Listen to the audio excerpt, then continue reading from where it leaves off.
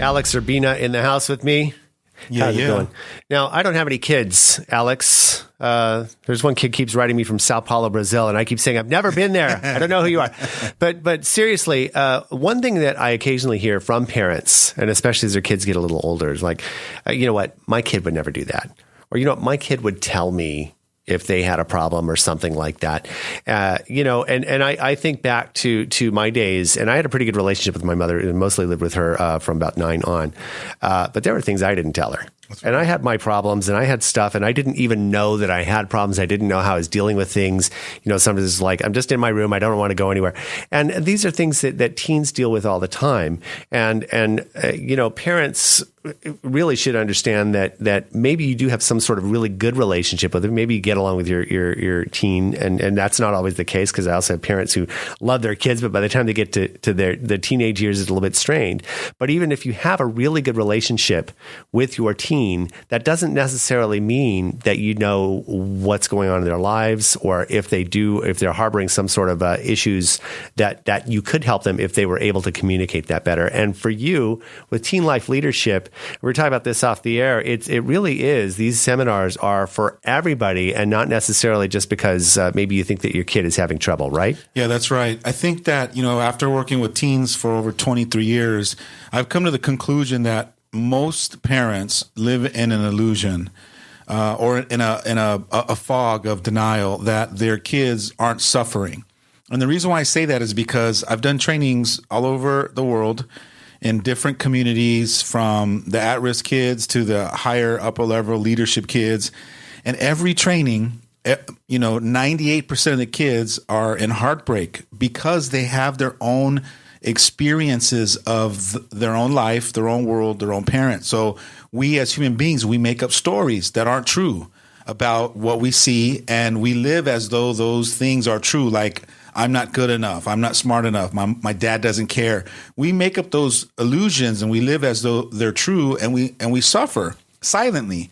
But yet our kids will put on smiles on their faces and act like everything's great. And some of them are, the high school quarterback, stud, and little Susie is, straight A student, and they will put the smiles on their face like everything's fine, because I think we have some kind of a resilience as human beings to kind of persevere. But their parents don't know that at night a lot of them go to sleep crying, praying that life would change for them, or that they're yearning for something more from their parents. And I hear their cries, and it's heartbreaking. And all I can keep doing is keep talking about this subject and keep opening up the possibility to parents that your kids need more from you. Are you, and just put you into the question to, are you open to the possibility they do need more from you? And are you willing to search for that? Are you willing to trust that there's some healing that still needs to get done for your kids to get them to another level? The last time, when you were in last week, and I mentioned my dad telling me as an adult, when I was talking to him about, some of just opening up and saying, I was mostly scared of you, because he told me as an adult, he said, you wouldn't say anything to me, and I would be talking to you as if you weren't even listening. And here you are 10, 15 years later, repeating everything I said verbatim. It's like I was listening, but he had this mindset with me that I was almost like I was a dumb kid or something. You know what I mean? I mean, maybe not that far, but he had this perception, and I had this perception of him that was like the fearful authoritarian. And it was years later, after the fact, that we got kind of the meeting of the minds to go, oh, and it was an eye-opening thing for both of us. But for me, it was, I won't say too little too late, because it really did do a lot to kind of heal some things. But the earlier, had maybe we undergone that a little bit earlier, there could have been like a formative kind of time that we could have really both grown together. And I think that's really important. A lot of parents overlook that. And there's an intimacy there too. It's that when you're opening up, it's like all of a sudden you're afraid that you're gonna expose something about yourself that maybe you don't want to see. Is that something too, perhaps? Yeah, I call it a deeper connection to your kids, and people don't know what that means because they already live in the illusion that they are deeply connected to their kids. And there's a whole nother level to really connect with them. And the only way you can be willing to see that is if you're willing to take a deep, honest look at yourself and be open to the possibility that you're not, or that your kids need something specific from you and that they're not getting. And because of that, they're suffering silently. And there's some guilt, resentment. They're harboring some emotional baggage that they're holding on to, and it's getting in the way of them reaching their full potential.